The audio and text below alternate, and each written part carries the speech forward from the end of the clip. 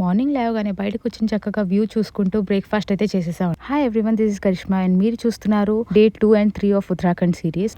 So ప్రస్తుతం అయితే మేము రెడీ అయిపోయి బయటకైతే వచ్చేసామండి. సో బయటికి రాగానే ఇది మా ఎయిర్బిఎన్బి దగ్గర నుంచి వచ్చే వ్యూ. ఫస్ట్లీ మేమైతే నైనితాల్ లేక్లో బోటింగ్ చేయడానికి అయితే వచ్చేసాం. సో ఇక్కడ ఛార్జెస్ అయితే 150 రూపీస్ పర్ పర్సన్ తీసుకున్నాడు మాకు for half an hour. So దాంతోపాటు మాకు లైఫ్ జాకెట్స్ కూడా ఇచ్చేసారు.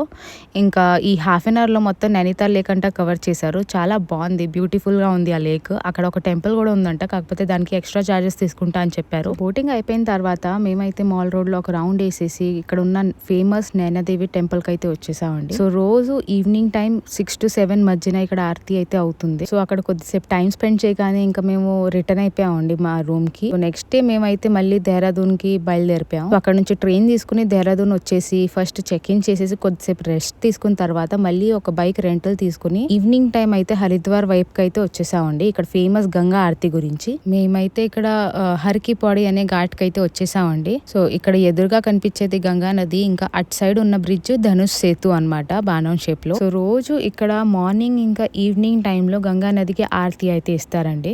సో ఆ ఆరతి ఎక్స్పీరియన్స్ చేయడానికి ఇండియా మొత్తం నుంచి వస్తారు చాలా మంది జనాలు. సో అక్కడ జనాలు ఎక్కువ ఉన్నారని మేము ఇంకా ఆపోజిట్ సైడ్ కి అయితే వచ్చేసామండి. ఆరతి ఎక్స్పీరియన్స్ చేసిన తర్వాత ఇంకా మేము అక్కడ స్నానాలు అయితే చేసేసాం గంగా నదిలో. ఇంకా గంగా వాటర్ కూడా కలెక్ట్ చేసుకున్నాం. ఆ తర్వాత మళ్ళీ మేము ఇంకా రూమ్ కి అయితే రిటర్న్ వెళ్ళిపోయామండి. నైట్ టైం అయితే హరిద్వార్ సిటీ వ్యూ ఇంకా అద్దరిపోయింది లైట్స్ ఆన్ అయ్యాక. విత్ దాట్ బీయింగ్ సెడ్, ఈరోజు మినీ వ్లాగ్ ఇక్కడే క్లోజ్ చేద్దాం. కలుద్దాం నెక్స్ట్ మినీ వ్లాగ్ లో. Till then good bye and keep watching.